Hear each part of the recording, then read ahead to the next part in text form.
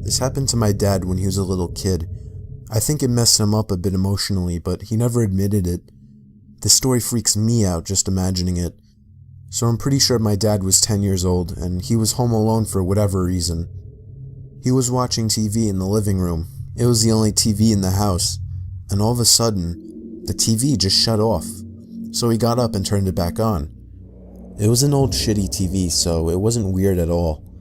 When he got back on his couch, it happened again. He got up once again and turned the TV back on, and again it turned off. He repeated this process a couple more times before he started to look for the remote. While looking for the remote, he walked over to check behind one of the couches and saw a man hiding in the corner, holding the TV remote. My dad described the man as having long, messy hair and a crazed look in his eyes. He gave my dad a smile, and my dad ran out the front door screaming like a little girl. He went to his neighbors, who called the police. The man was still in the house when the police got there, so he was arrested. My dad told me that he still assumes the man was either homeless or crazy. Either way, this story is downright terrifying. My friend told me about something that happened to her when she was younger, about 8 or 9. She was walking home from school and got her key out to let herself into the house. Her single mom worked and came home later on weekdays. As she reached up to put the key in the door, her mom opened it in a dressing gown, having left work sick. Instead of greeting her, she looked straight past my friend and immediately said, "Who are you?" My friend turned around, and a man in a long coat hurried back down the path and down the street. Being ill that day had possibly saved her daughter from something potentially horrible happening to her. Before I start this story, I want to note that Jacob's mother is a drug addict, and his father really didn't have much wrong with him outside of being with his mother. So one night, when Jacob and his father were asleep, they heard a series of loud banging, scratching, and moving noises coming from the mother's room. Jacob's father jumped out of the bed and ran down the hall and started slamming on the door. His mother opened it, yelling at him to quiet down and that he woke her up. He asked her about the sounds. She hadn't been awake to hear them. Jacob's dad would have assumed that she was on something again, but something was wrong. The window was open all the way, and the TV was moved across the room, still plugged in, and had the screen facing outside. Jacob's dad was reasonably scared. He shut the window, got his bat, locked the mother's room from the outside, and made her sleep in the living room. He stayed up most of the night. He woke up Jacob at 5. It was still dark out. Jacob went out to the kitchen where his mother already was. A couple minutes later, his dad walked in, wide-eyed. He pointed at Jacob and his mother and held his finger to his lips. They both quieted down. They heard something shuffling around on the roof, going from edge to edge. Jacob's dad had the bat. They sat together in the room, quietly. Minutes later, the sound went away. Jacob's grandmother was called. She was asked if everybody could stay over there for a little while. She said yes and told them she'd come pick them up. Jacob finished eating and went to go sit on the couch. There was no TV in that room, so he sat in silence. He looked over at a door to an empty room in the hallway. The door was open. There was a finger wrapped around the side of it. Jacob screamed and pointed to it, and his father grabbed him and ran out. Jacob's mother followed behind. They went to a gas station and sat out front until they saw Jacob's grandmother's truck. Jacob described how unnatural the finger looked to me. He said it reminded him a little bit of a foam finger in length and width. It was wrapped clear around the door frame, the door itself being latched on the opposite side. They didn't go back to that house much after that. Once they'd gotten everything out of it, they never went back again. Nothing was stolen, and the window in the empty room was open. I was 13 years old. I had the most isolated bedroom imaginable.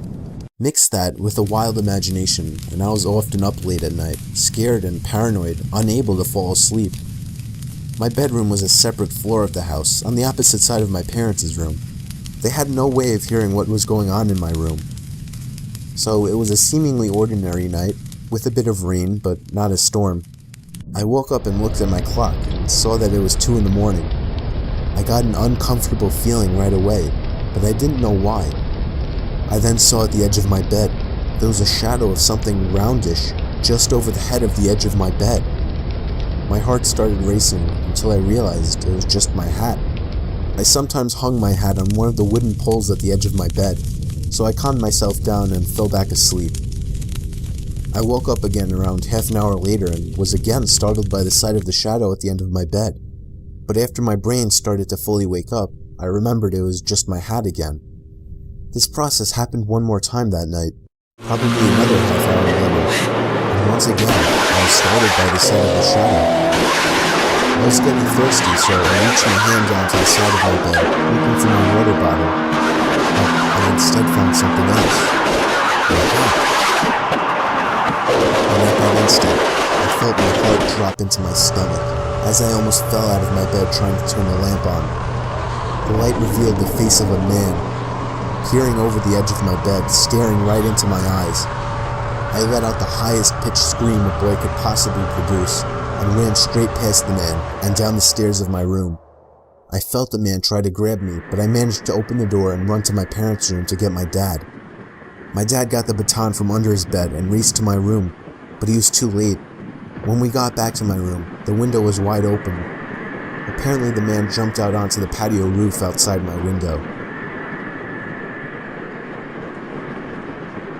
When I was a kid, I had a huge group of friends that all happened to be on my block. On the weekend nights, we would always play manhunt, aka hide and go seek for older people. It worked out great because since we were all neighbors, we used all the front and backyards, even the woods behind our houses. We had a rule though, that we couldn't go out more than a backyard's length into the woods.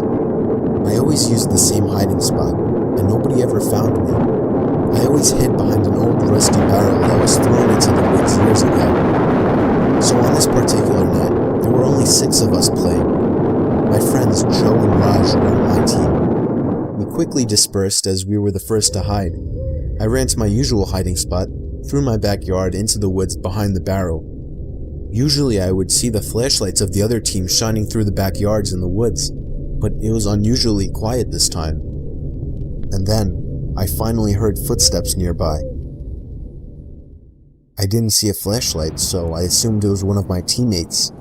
I whispered Joe and Raj's names, but then whoever it was started charging at me, full on sprinting. I immediately shot up and ran out of the woods to find a new hiding spot in my backyard, but nobody ever came out of the woods. I heard all my friends calling my name from out front, including Joe and Raj, so I assumed something was wrong and went up front. I saw Joe's parents talking with my parents, with all my friends surrounding. My parents seemed a bit relieved to see me, so I was naturally really confused. They told me that a police officer had just passed by and warned them about a serial rapist spotted in the area and that all the kids should stay indoors. I explained what happened to me in the woods, and my parents started freaking out, making 100% sure that I wasn't lying. They called the police. I really don't know if he was ever caught, but I really hope he was. I try not to think about what would have happened to me had whoever that was caught me. When I was maybe 12 or 13, me, my mom, my stepdad, and 2 dogs went to the beach for a weekend. We rented an apartment all the way at the back of the shore. The apartment had nothing surreal to it at first sight. We unpacked everything and went out for dinner straight afterwards. We came back and at the time it was maybe 9 p.m. We watched some TV for an hour or so. My mom, stepdad, and 2 dogs slept on a bed you could make from the couch. They gave me the bedroom with a king-sized bed.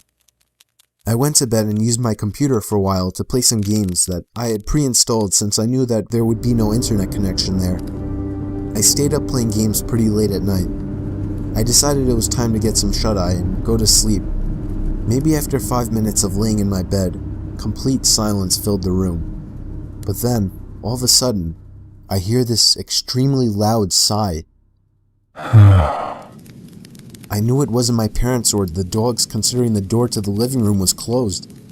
I straight bolted from that room and went to sleep in the bedroom opposite of the master bedroom. My heart was pounding so fast because I was absolutely petrified.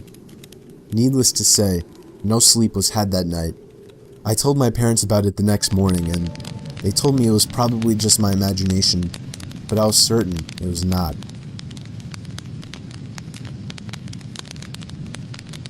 This story still gives me nightmares to this day. I was staying with one of my best friends in North Carolina where I had a job interview. I was coming from New Jersey, and my friend Mike offered to let me crash at his place for a few days. He didn't necessarily live too close to the company I was interviewing for, about 2 hours away, but I also just wanted to see one of my good friends again. So this happened after the second interview. I came back to Mike's place in a good mood as I had been offered the job on the spot. We celebrated in the yard that night with a few friends and a few beers, or a lot of beers.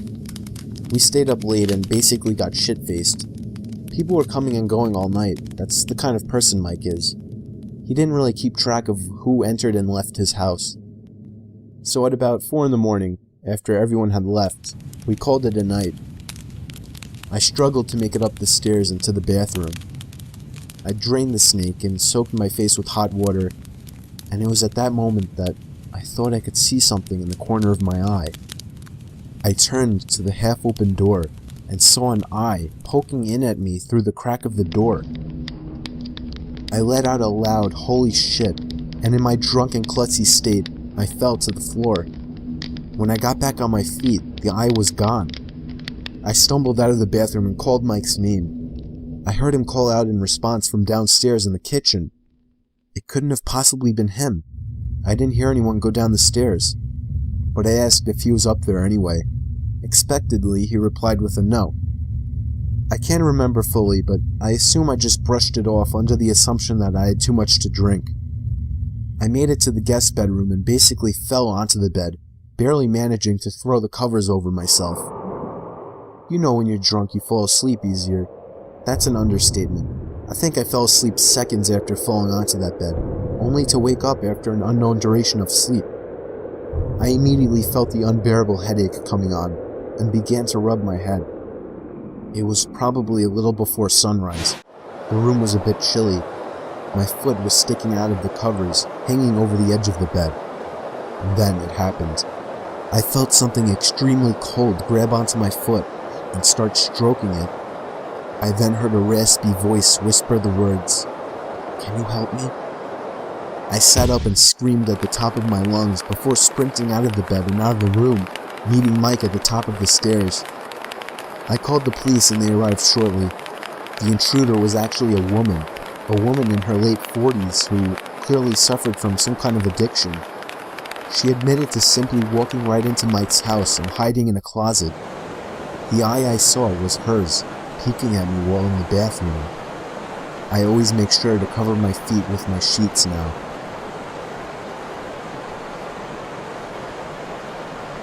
It was the dead of winter in Cali. Me and a couple buddies were on a skiing trip by South Lake Tahoe. We stayed in a big luxurious log cabin for a few nights. On the third night during a blizzard, I got up to get a glass of water late in the night. As I crossed the cabin over to the kitchen, there was a frantic knock at the door. I was a bit spooked that somebody would be knocking this late. I thought maybe I should just ignore it and let them go away. But I realized they knew we were there, as my car was parked right outside. I also had the thought that maybe somebody was in trouble and needed to get out of the dangerous weather. I tiptoed over to the door and waited for another knock. It didn't take too long before the knocking came again, this time much louder and more frantic. "Who is it?" I asked. Nobody answered. I asked again, louder, but there was still no answer. After I asked this, there was no more knocking. I grew curious and eventually opened the door a crack with the chain lock still on just in case. Nobody was outside. I undid the lock and opened the door completely. There were footprints in the snow leading away from the cabin. For whatever stupid reason, maybe I felt some kind of guilt and worry for a person in need. I slipped on my boots and jacket and stepped out into the storm to follow the footsteps before they were completely filled. The footsteps led me to the edge of the property before completely stopping. I shit you not, the footprints completely ended, not a sign of vehicle marks, a struggle, nothing. It was as if whoever made the tracks was standing still, right where I was. I felt disturbed and ran back into the cabin and slammed the door shut behind me, making sure to lock it. Before I could even gather my thoughts, the frantic knocking at the door resumed. My heart started pounding, and I started to scream for my friends. One by one, they all rushed down to see what was wrong. When we opened the door, there was nobody there. The footprints were already filled. I never could prove what happened to my friends. I don't blame them for not believing me. I almost don't believe myself, but I know it happened. I just can't even try to explain it. It still freaks me out to this day.